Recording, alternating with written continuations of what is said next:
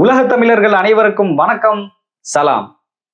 தற்போது நம்ம தாவேக அரசு 100 நாளை சக்சஸ்ஃபுல்லா கம்ப்ளீட் பண்ணியிருக்காங்க.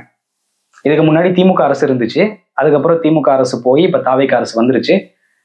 வந்து ஒரு குறிப்பிட்ட 3 மாசம் கம்ப்ளீட் ஆகி இப்ப சக்சஸ்ஃபுல்லா 100 நாளை கம்ப்ளீட் பண்ணியிருக்காங்க. இந்த 100 நாள் கம்ப்ளீட் பண்ணதுல இந்த அரசு மூலமா தமிழகத்துக்கு என்னென்ன பாசிட்டிவ்ஸ் அண்ட் என்னென்ன நெகட்டிவ்ஸ் இருக்குது இந்த 3 மாசத்துல மட்டும் அப்படின்னு தான் நம்ம இந்த காணொலியில பார்க்க போறோம். ஏன்னா 3 மாசத்துலயே இப்படியான பாசிட்டிவ்ஸ் நெகட்டிவ்ஸ் இருக்கும் பொழுது இந்த 5 வருஷத்தை தாவேக அரசு கம்ப்ளீட் பண்ணும்போது என்னென்ன பாசிட்டிவ்ஸ் அண்ட் நெகட்டிவ்ஸ் இருக்கும் அப்படிங்கிறதான் நம்மளுடைய ஒரு சின்ன ஒரு கேள்வியாகவும் ஒரு ஒப்பீனியனாகவும் இந்த காணொலியில இருக்கும். ஸோ இது சம்பந்தமா இந்த காணொலியில முழுமையாகவும் சுருக்கமாகவும் பார்க்கலாம். வாங்க வீடியோக்குள்ள போகலாம். நல்வரவு நண்பர்களே.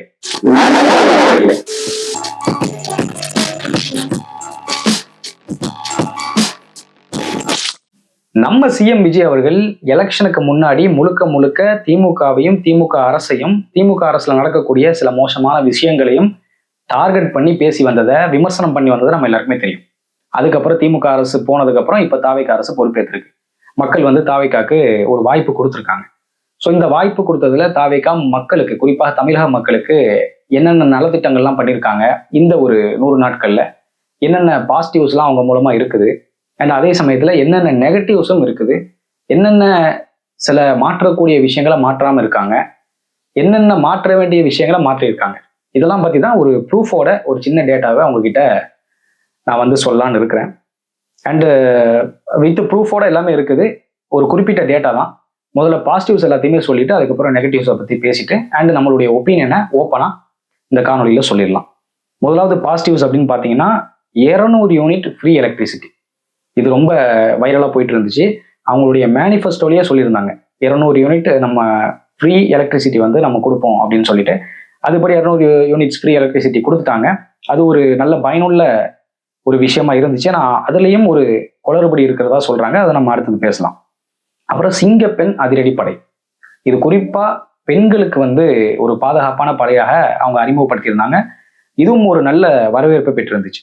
அப்புறம் anti narcotics units, 65 anti narcotic யூனிட்ஸை வந்து 38 மாவட்டங்கள்ல ஒரு ஸ்பெஷல் டாஸ்க் ஃபோர்ஸை வச்சு உருவாக்கி, அதாவது போதைக்கு எதிரான ஒரு டீமை வந்து உருவாக்குனாங்க. இதுவும் நல்ல ஒரு வரவேற்பை பெற்றிருந்துச்சு. அதுக்கப்புறம் பார்த்தோம் அப்படின்னா 717 டாஸ்மாக் மதுக்கடைகள் மூடல். இது ரொம்பவே வந்து வரவேற்பை பெற்றிருந்துச்சு. அதே சமயத்துல பெண்கள் கிட்ட ஒரு பயங்கரமான ஒரு மாற்றத்தை கொடுத்துருந்துச்சுன்னா நம்ம சொல்லலாம். அதுவும் ஒரு உண்மையிலே பாராட்டுக்குரிய விஷயம். அதுக்கப்புறம் பார்த்தோம் அப்படின்னா விவசாயிகளுக்கு 6220 கோடி கடன் தள்ளுபடி. இதுவும் அவங்களுடைய மேனிஃபெஸ்டோல இருந்துச்சு. ஆனா என்னன்னா முழுமையான பயிர்க்கடன் தள்ளுபடி செய்யப்படும் அப்படின்னு சொல்லியிருந்தாங்க. பட் அதுல இப்போ வந்து அவங்க அனௌன்ஸ் பண்ணது 6220 கோடி வந்து தள்ளுபடி செய்யப்படும் அப்படின்னு சொல்லியிருந்தாங்க. அதுலயும் ஒரு சில குளறுபடிகள் இருக்கிறதா விவசாயிகள் வந்து முறையிடுறாங்க. அடுத்தது 12 லட்சம் மாணவர்கள் பிளஸ் 1 லட்சம் இளைஞர்களுக்கு ஸ்கில் ட்ரைனிங், அதாவது ஒரு வேலைவாய்ப்பு சம்பந்தமான ஒரு ட்ரைனிங் வந்து கொடுக்கறதா சொல்லியிருந்தாங்க. அதுவும் ஒரு நல்ல வரவேற்க வேண்டிய விஷயம் தான். அப்புறம் வந்து பிரேக்ஃபாஸ்ட் ஸ்கீம், அதை வந்து எக்ஸ்பென்ஷன் பண்ற மாதிரி, அதை வந்து நீட்டிக்கிற மாதிரி 710 கோடி வந்து ஒதுக்கியிருக்காங்க. அதுக்குன்னு 6ல இருந்து 8வது கிளாஸ் வரை வந்து பிரேக்ஃபாஸ்ட் ஸ்கீம், காலை உணவு திட்டத்தை வந்து அறிமுகப்படுத்துறாங்க. அதை கொஞ்சம் நீட்டிக்கிறாங்க. இதுக்கு முன்னாடியே அந்த திட்டம் வந்து இருந்துச்சு, ஸ்டாலின் அவர்கள் பேர்லயே இருந்துச்சு. இப்போ வந்து அதை நீட்டிச்சு அதுக்கு வந்து ஒரு சில கோடிகள் வந்து ஒதுக்குறாங்க, நிதி ஒதுக்குறாங்க. அது உண்மையிலேயே பாராட்டுக்குரிய விஷயம். அப்புறம் வந்து லேப்டாப் ஸ்கீம், இதுவும் இதுக்கு முன்னாடியே இருக்குது. பட் அவங்க என்ன பண்றாங்க அப்படின்னா இதை வந்து ஒரு இன்னும் வந்து கொஞ்சம் பிரம்மாண்டமா பண்ணணும், இன்னும் வந்து ஒரு டீப்பா இம்பாக்டா பண்ணணும் அப்படிங்கிற ஒரு காரணத்துக்காண்டி கொண்டு வந்திருக்காங்க. ஓகே, பாராட்டுக்குரிய விஷயம். அப்புறம் தாய்மாமன் தங்க மோதிர திட்டம். இது பாத்தீங்க அப்படின்னா கவர்மெண்ட் ஹாஸ்பிட்டல்ல பிறக்கக்கூடிய குழந்தைகளுக்கு 1 கிராம் கோல்ட் ரிங் வந்து வழங்கும் திட்டம் அப்படின்னு சொல்லியிருக்காங்க. இதுவும் அவங்களுடைய மேனிஃபெஸ்டோல இருந்துச்சு. என்னன்னா எல்லா குழந்தைகள் அப்படின்னு சொல்லியிருந்தாங்க. அதாவது பிரைவேட் ஹாஸ்பிட்டல், கவர்மெண்ட் ஹாஸ்பிட்டல் அப்படிலாம் மீன் பண்ணாம ஹாஸ்பிட்டல்ல பிறக்கக்கூடிய குழந்தைகளுக்கு வந்து நம்ம 1 கிராம் கோல்ட் ரிங் வந்து வழங்கும் திட்டம் அப்படின்னு சொல்லியிருந்தாங்க. இப்போ கவர்மெண்ட் ஹாஸ்பிட்டல்ல பிறக்கக்கூடிய குழந்தைகளுக்கு 1 கிராம் கோல்ட் திட்டம் அப்படின்னு சொல்லியிருக்காங்க. ஓகே. அப்புறம் மேரேஜ் அசிஸ்டன்ஸ், அதாவது கல்யாணம் முடியக்கூடிய புதுமண தம்பதிகளுக்கு 8 கிராம் கோல்டு காயின் பிளஸ் பட்டு புடவை வழங்கப்படும். அந்த திட்டத்தை வந்து கொண்டு வந்திருக்காங்க. இதுக்குன்னு 812 கோடி வந்து ஒதுக்கியிருக்காங்க. இதுலயும் ஒரு சில குளறுபடிகள் இருக்குது. அதையும் நம்ம அப்புறம் பார்க்கலாம். பட் நம்ம இது வந்து என்னன்னு நம்ம சொல்லிடலாம். இதுவும் அந்த ஆல்ரெடி அவங்களுடைய மேனிஃபெஸ்டோல இருந்தது தான். பட்டு அந்த நிதி ஒதுக்குனது வந்து கொஞ்சம் இடிக்கக்கூடிய விஷயமா இருக்குது 812 கோடிங்கிறது. ஏன்னா வருஷத்துக்கு கிட்டத்தட்ட 5 லட்சம் டு 7 லட்சம் திருமணம் வரைக்கும் நடக்குது. அப்போ 1 கிராம் அப்படின்னா என்ன ரேட் வரும் உங்களுக்கு தெரியும். இவங்க சொல்றது 8 கிராம் சொல்றாங்க. ஸோ இந்த 8 கிராம்லாம் நம்ம கால்குலேட் பண்ணி பார்க்கும்போது கிட்டத்தட்ட 5000 கோடி 10,000 கோடி கிட்ட போகுது எனக்கு தெரிஞ்சு, அந்த ஒரு குறிப்பிட்ட நம்ம கணக்கு வச்சோம் அப்படின்னா. பட் இவங்க எந்த அடிப்படையில இந்த 800 கோடி ஒதுக்கியிருக்காங்கன்னு தெரியல. அது ஒரு கேள்வியா இருக்கு. அதுதான், மற்றபடி எதுவும் இல்லை.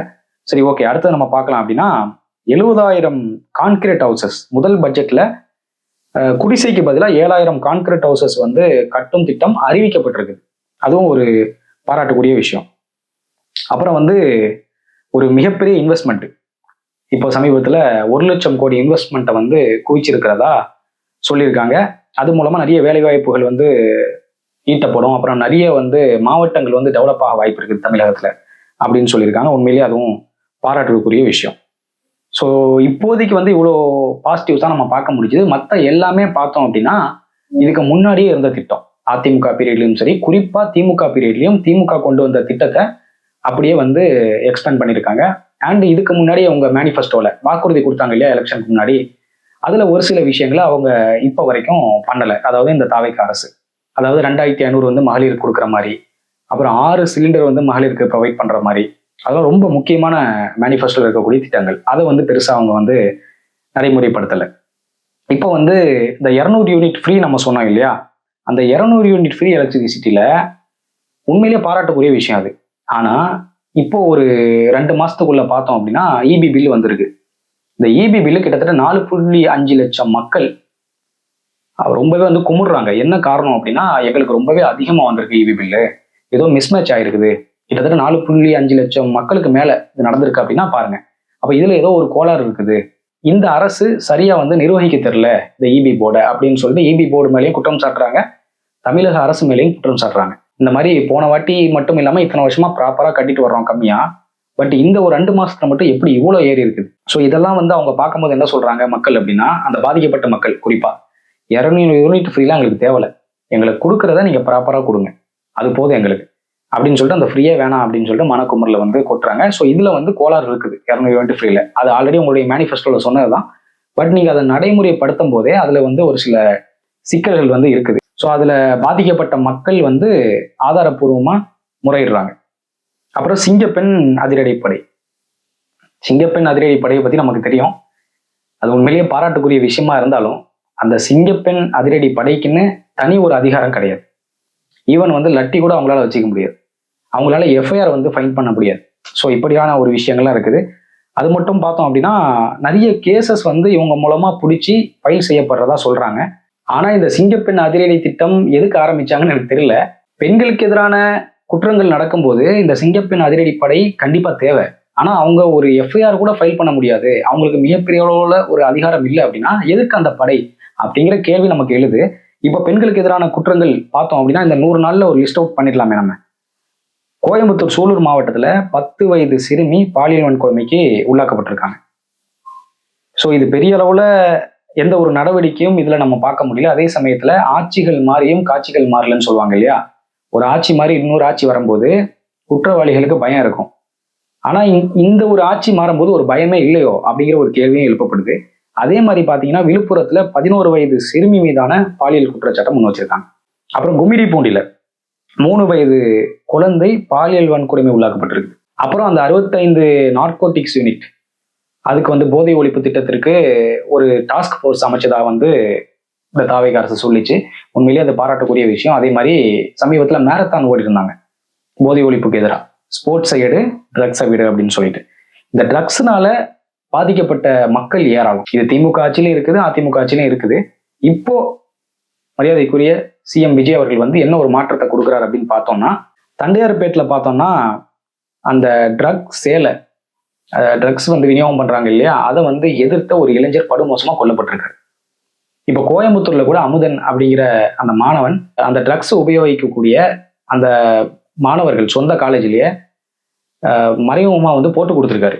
அதாவது இந்த மாதிரி ட்ரக்ஸ் உபயோகப்படுத்திட்டு சில தகாத வேலைகளை ஈடுபட்டிருக்காங்க அப்படின்னு போட்டு விட்டுருக்காரு. அப்படி போட்டு விட்ட இவரையே போட்டு தள்ளியிருக்காங்க. இது ரொம்ப வைரலா இருந்துச்சு. அப்போனா இந்த அரசினுடைய லட்சணம் எப்படி இருக்குது அப்படிங்கிற ஒரு கேள்வி எழுது. அதே சமயத்துல இந்த அரசு என்ன சொல்லியிருக்காங்க இந்த கேஸுக்கு அப்படின்னா, இது வந்து போதையால சம்பந்தப்பட்ட பிரச்சனை மாதிரி தெரியல, கோஷ்டி மோதல் அப்படிங்கிற மாதிரி அதை மாத்திருந்தாங்க. ஸோ அதுல பாதிக்கப்பட்டு இறந்த அந்த அமுதன் அப்படிங்கிற அந்த நபருடைய பெற்றோர்கள் கொந்தளிக்கிறாங்க இந்த விஷயத்துக்கு.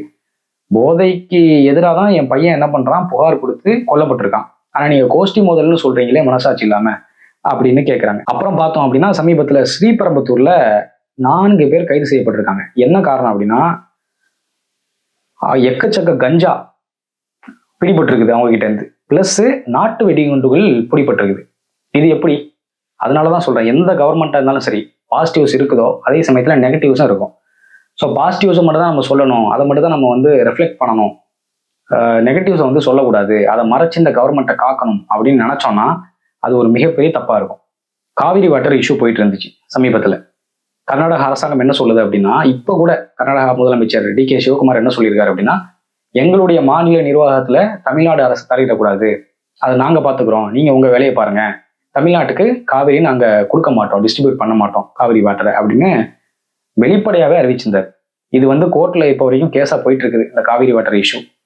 ஸோ அதுக்கப்புறம் அங்க மழை வந்து பெஞ்ச ஒரு காரணத்தினால கர்நாடகால இங்க வந்து அந்த கபினி அணையில வந்து வாட்டரை வந்து டிஸ்ட்ரிபியூட் பண்ணியிருந்தாங்க ஒரு குறிப்பிட்ட அளவு, அது உங்க எல்லாருக்குமே தெரியும். ஸோ இப்போ இந்த காவிரி வாட்டரை வந்து சரியா தீர்க்காம இரு மாநில பிரச்சனைகளுக்கும் தமிழக அரசு கொஞ்சம் முனைப்பு காட்டணும். இந்த இரு மாநில பிரச்சனை போயிட்டு இருக்குது, கர்நாடக அரசு தான் முனைப்பு காட்டல அப்படின்னா தமிழக அரசு அடுத்து என்ன பண்ணலாம் அப்படிங்கிற முனைப்பை காட்டணும்.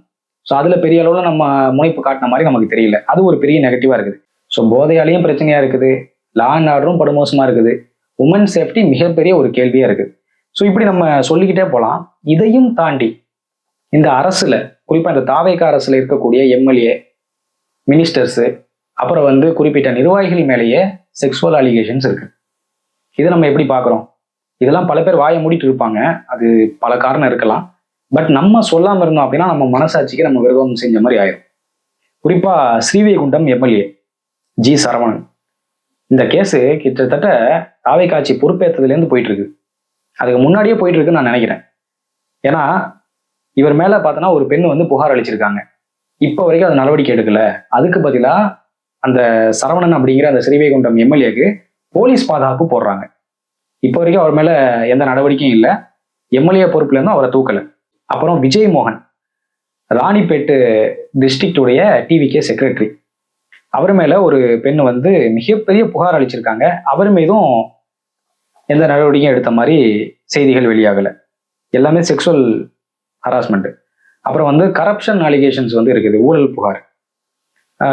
என்ன அப்படின்னா, ஊழலை ஒழிச்சிட்டோம் அப்படின்னு சொன்னார் இல்லையா, அதை நான் பாசிட்டிவ்ஸ்ல சொல்ல மறந்துட்டேன்னு நினைக்கிறேன். ஆக்சுவலா யார் வந்து லஞ்சம் கேட்டாலும் என் பேரை சொல்லுங்க அப்படின்னு விஜய் சொல்லியிருந்தாரு. ஆக்சுவலா அவர் அப்படி சொல்லியிருக்க கூடாது, யார் லஞ்சம் கேட்டாலும் நீங்க கொடுக்காதீங்க, அவங்களை அடையாளப்படுத்துங்க அப்படின்னு சொல்லியிருக்கணும்.